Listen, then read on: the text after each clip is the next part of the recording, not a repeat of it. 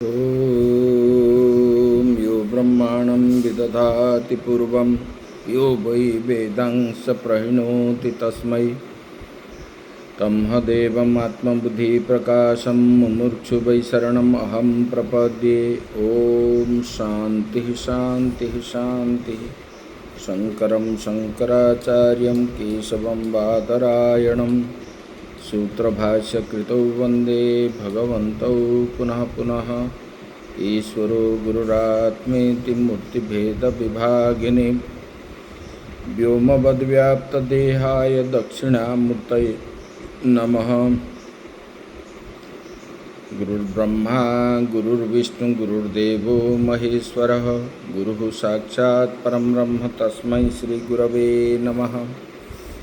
वसुदेवसुतं देवं कंसचाणूरमर्दनं देवकी परमानन्दं कृष्णं वन्दे जगद्गुरुं कृष्णं वन्दे जगद्गुरुं। करुणा वरुणालय परम ब्रह्म परमात्मा भगवान श्री कृष्ण के श्री चरणों में सत सत नमन करते हुए आश्रमस्थ समस्त महात्माओं के श्री चरणों में नमन।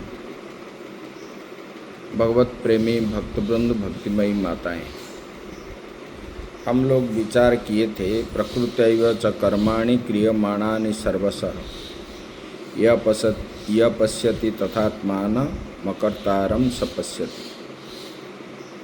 सभी क्रियाएं प्रकृति के द्वारा ही सभी प्रकार से की जा रही है। जितने क्रिया हमारा हो रहा है, हम जो करते हैं किससे करते हैं ना, प्रकृति के द्वारा।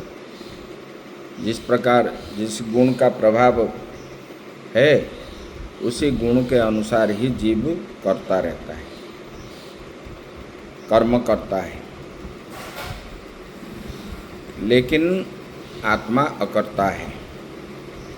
ऐसा जो देखता है वो यथार्थ देखता है। जो कर्म हम कर रहे हैं ये प्रकृति के द्वारा ही हो रहा है। जितने क्रियाएं होती हैं सभी प्रकार से की जा रही है। और आत्मा जो है अकर्ता है। ये जो देखता है वो यथार्थ देखता है, जो ज्ञानी है। इसका विचार हम कल किए थे। आज बता रहे हैं यथा भूत पृथक भाव मेकस्थमनुपश्यति तत एव च तच्च विस्तारं ब्रह्म संपद्यते तदा। उसी सम्यक दर्शन का शब्दांतर से पुनः विस्तार करके बताते हैं। बोले कि जिस समय यदि भूत पृथक भाव, बोले कि जिस समय भूतों के पृथक भाव को एक परमात्मा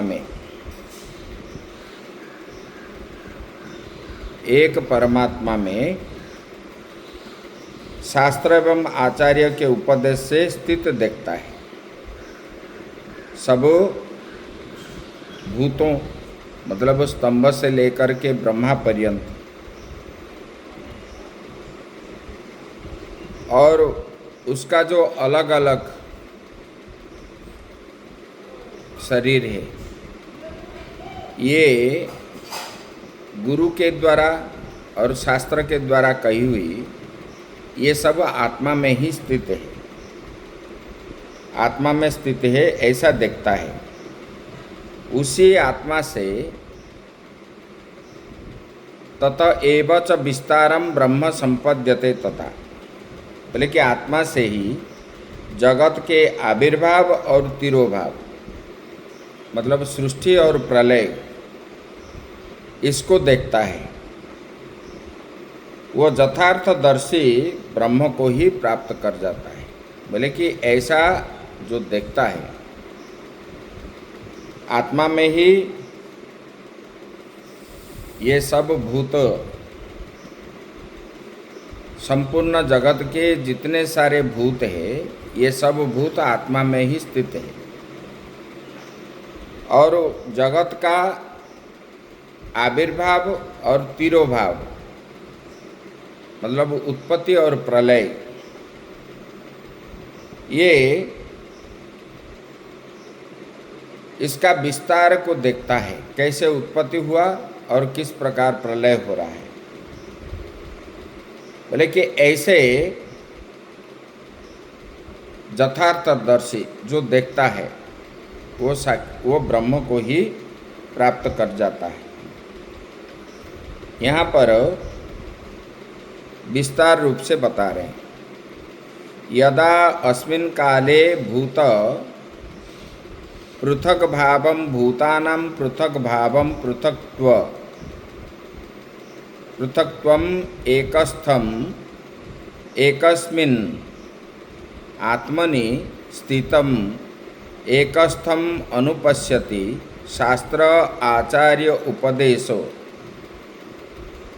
मत्वा आत्मा प्रत्यक्ष त्वेन पश्यति। उसको बता रहे हैं, बोले कि यस्मिन् काले, बोले कि भूतों का पृथकत्व भासता है, अलग अलग भासता है, मतलब देखता है, भासता है मतलब देखता है। लेकिन शास्त्र और आचार्य गुरु के उपदेश से आत्मा में एकत्व दर्शन यथार्थ दर्शन है, वो पृथकत्व नहीं है। आत्मा सभी में एक ही है, स्तंभ से लेकर के ब्रह्मा पर्यंत आत्मा सब में एक ही है, ऐसा जो देखता है। ऐसे स्थिति में, क्योंकि शास्त्र में भी बताया गया और गुरु के उपदेश से ही आत्मा से ही उत्पत्ति है, आत्मा से स्थिति है, आत्मा से प्रलय है, ये चराचर जगत उसी पुरुष से ही उत्पन्न हुआ है, ऐसे बताया गया। बोले कि ऐसे प्रतीति होने वाले भूतों के पृथक भाव को शास्त्र एवं आचार्य के उपदेश से एक आत्मा में स्थित मानकर, वो क्या है, आत्मा एव इदम सर्वम, यह सब आत्मा ही तो है और कुछ नहीं दिखता। क्योंकि ये नाशवान पदार्थ जो है उनको दिखता नहीं है, अविनाशी जो है आत्मा उनको दिखता है। जैसे कि कोई व्यापार कर रहा है, तो कुशल व्यापारी जो होते हैं, जिसमें फायदा होगा उसी चीज़ को वो क्रय विक्रय आदि करेंगे, जिसमें फायदा नहीं है उसको देखते ही नहीं है, उसके पास में होने पर भी उसको देखता नहीं है। लेकिन ऐसे ज्ञानी जो है वो जानता है कि आत्मा ही सब कुछ है, आत्मा से अतिरिक्त और कुछ नहीं है, ये सब नाशवान पदार्थ है, इसलिए इसमें प्रपंच ही है।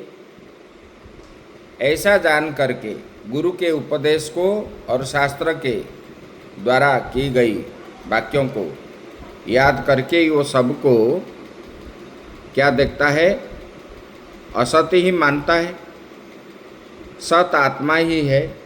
इसी प्रकार ये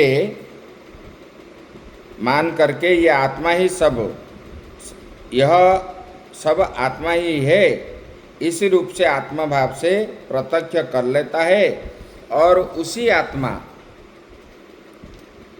से जगत की उत्पत्ति और विकास, ये आत्मा से ही उत्पत्ति हुई है और आत्मा के द्वारा ही ये विकास हो रहा है, ऐसा वो जानता है।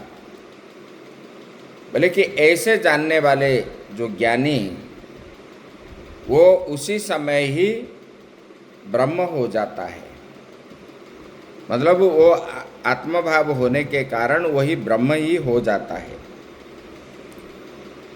छांदोग्य में आया है, छांदोग्य स्तुति में आया है, आत्मतः प्राण, आत्मतः आशा, आत्मतः स्मर, आत्मतः आकाश, आत्मतस्तेज आत्मत आप आत्मत आविर्भाव तिरोभाव आबात्मानो अर्णम। यहाँ पर बताया गया बोले कि देखो ये आत्मा से प्राण है, आत्मा से आशा है, आत्मा से स्मरण है, आत्मा से आकाश है, आत्मा से तेज है, आत्मा से जल है, आत्मा से आविर्भाव तिरोभाव है और आत्मा से ये अर्ण ही है, ऐसा वो मानता है। बोले कि जब इस रूप से एकत्व भाव और आत्मा से जगत की उत्पत्ति और एकता, जगत की उत्पत्ति एवं विकास को जान लेता है, वही आत्मदर्शी पुरुष उसी क्षण क्या होता है ना, मुक्ति हो जाता है। लेकिन ऐसे जो जानता है आत्मा ही सब कुछ है, आत्मा से ही, क्योंकि पहले आया है सब में, प्रलय के बाद परमात्मा एक ही थे और उन्होंने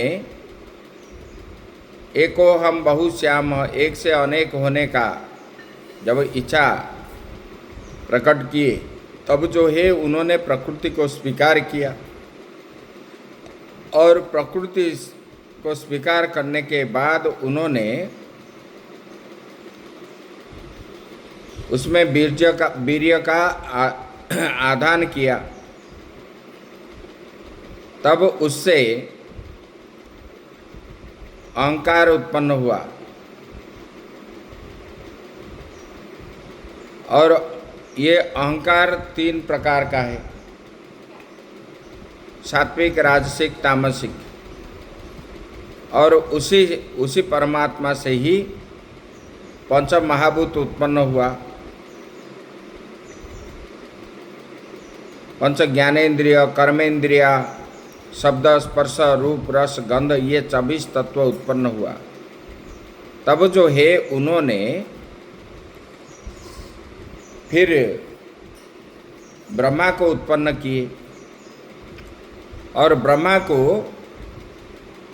निर्देश दिए सृष्टि बनाने के लिए। तब जो है उन्होंने सृष्टि क्रम से पहले सप्त ऋषि आदि हुए,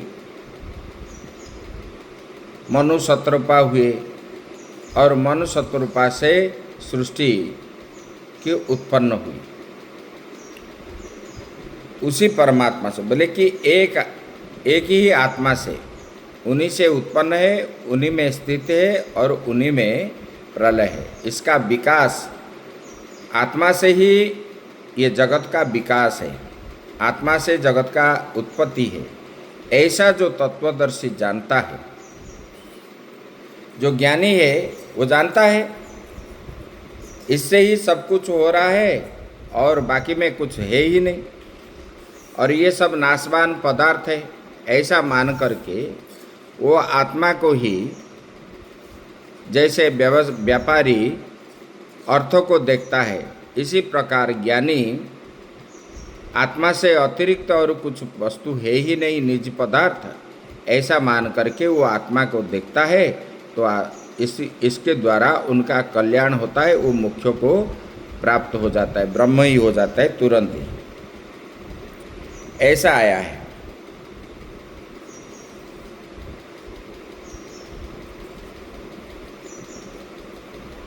अभी बता रहे हैं, सभी शरीरों में एक आत्मा को मानने पर उन देह के दोष से आत्मा का भी संबंध होने लग जाएगा।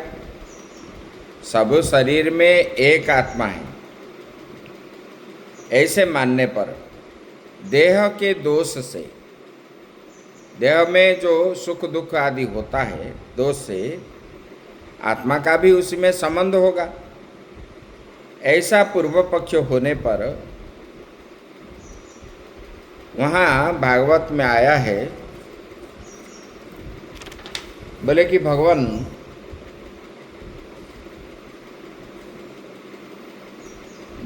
जड़ भरत को राजा रहुगण पूछ रहा है, आपने जो बोले ये सुख दुख आदि, ये आत्मा निर्लिप्त आपने जो बताया, आत्मा को कुछ नहीं लगता, तो भगवान ये कैसे है?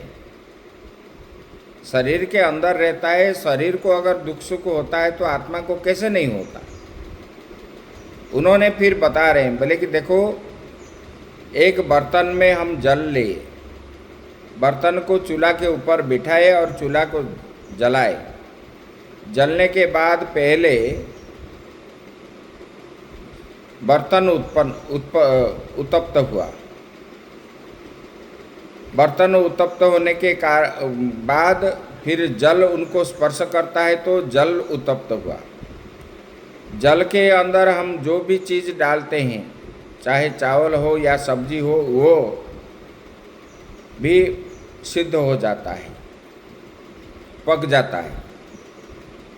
अगर शरीर के अंदर मतलब बर्तन में जल और चावल या सब्जी ये सब जब पक जाते हैं, शरीर के अंदर आत्मा रहता है, आत्मा को ये सुख दुख कैसे नहीं होता? ये गरम बर्तन को हुआ तो पूरा जल को भी हुआ और सब्जी चावल को भी हुआ।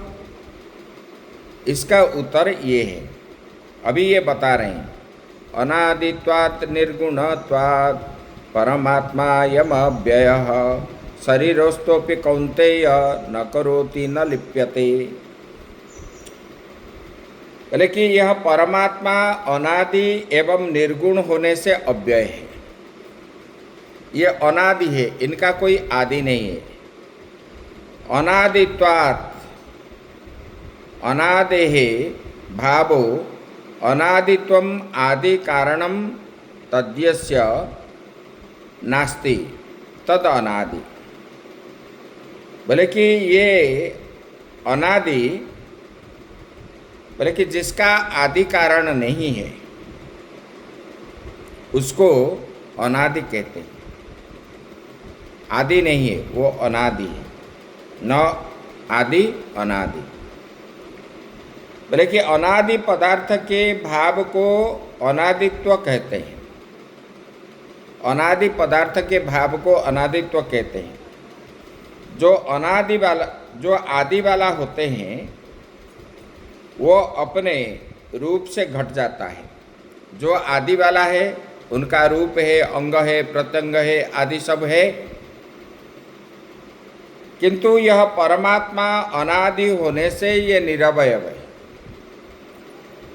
हम आदि होने के, क्योंकि हमारा जन्म कब हुआ हम जानते हैं, उससे पहले नहीं थे, तब हमारा आदि हुआ।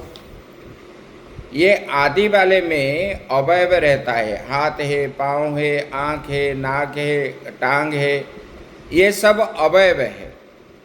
लेकिन ये परमात्मा अनादि होने के कारण ये निरवयव है, इनका कोई अवयव नहीं है।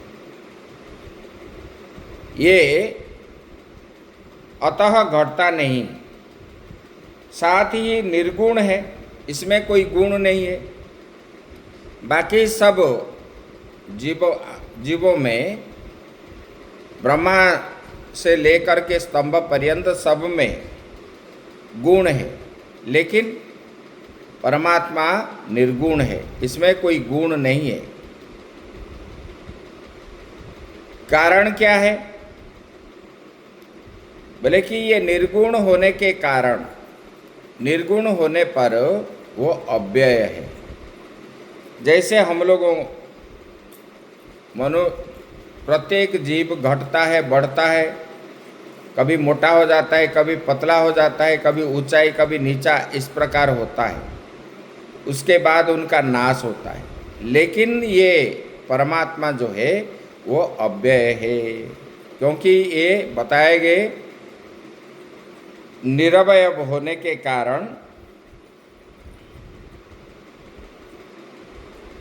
बोले कि ये परमात्मा अनादि होने से ये निरवय है, और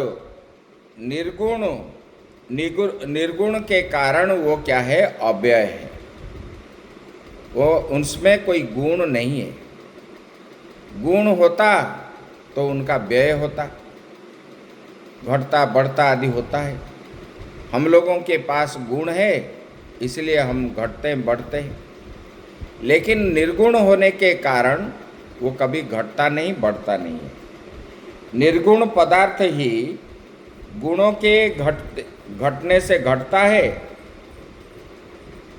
बोले कि सगुण पदार्थ, परमात्मा निर्गुण है और हम लोग सगुण है।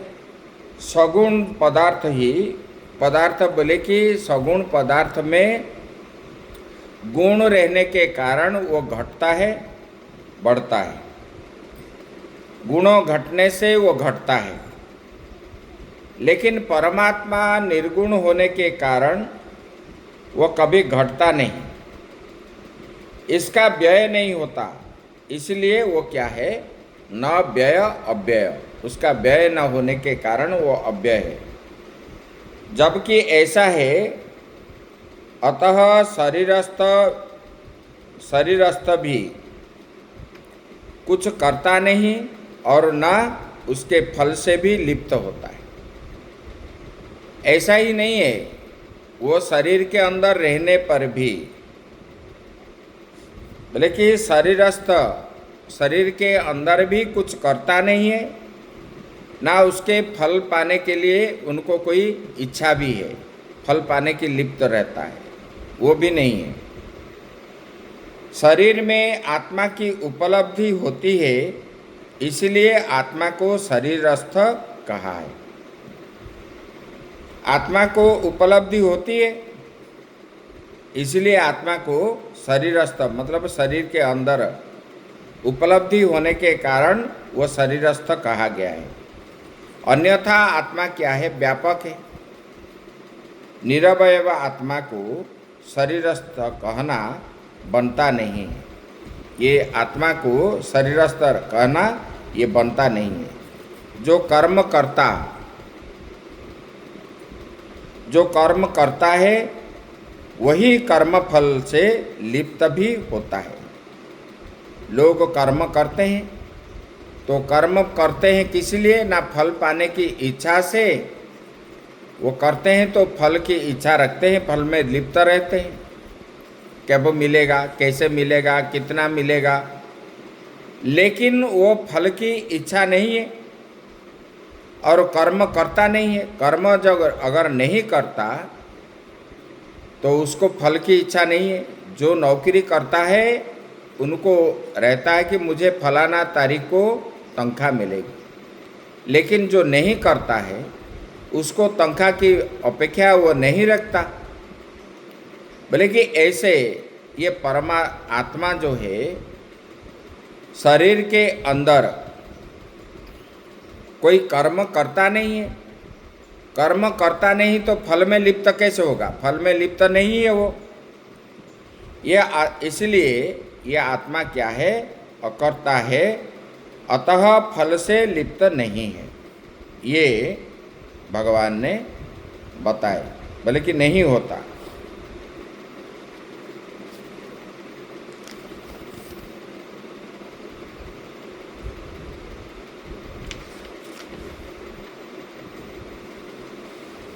बोले कि इस आक्षेप का परिहार भगवान श्री कृष्ण वही कर्म करता है और उसके फल से लिप्त भी होता है। बोले कि जो कर्म करता है वो फल से लिप्त रहता है, ऐसा व्यवहार होता है। किंतु परमार्थतः ये परमात्मा में यह सब कुछ नहीं होता है, ना वहाँ कर्म करना है, ना कर्म फल से लिप्त होना ही है। अतः परमार्थतः सांख्य दर्शन में स्थित ज्ञान निष्ठा, उसको ज्ञान प्राप्ति की इच्छा से, बोले कि परमहंस परिव्राजक का कर्म में अधिकार नहीं है, आत्मा में कुछ है ही नहीं, इसलिए वो क्या है, कुछ भी करता नहीं है। क्योंकि आविद्यक व्यवहार का उन्होंने सर्वथा परित्याग कर दिया है। तो कर्म अगर नहीं करता है तो फल को कैसे, वो फल पाने की इच्छा नहीं है, इसलिए उसने परित्याग कर दिया है। यह गीता में स्थल स्तर पर भगवान श्री कृष्ण ने कहा है। कर्म करने पर फल के साथ संबंध रहता है। जो कर्म नहीं करता उनको फल के साथ संबंध नहीं होता, इस प्रकार भगवान ने बताए। बोले कि जो भी है, तो यहाँ बताए आगे की विचार जो है हम लोग कल करेंगे। ओम पूर्णमदः पूर्णमिदं पूर्णात् पूर्णमुदच्यते पूर्णस्य पूर्णमादाय पूर्णमेवावशिष्यते। ओम शांति शांति शांति।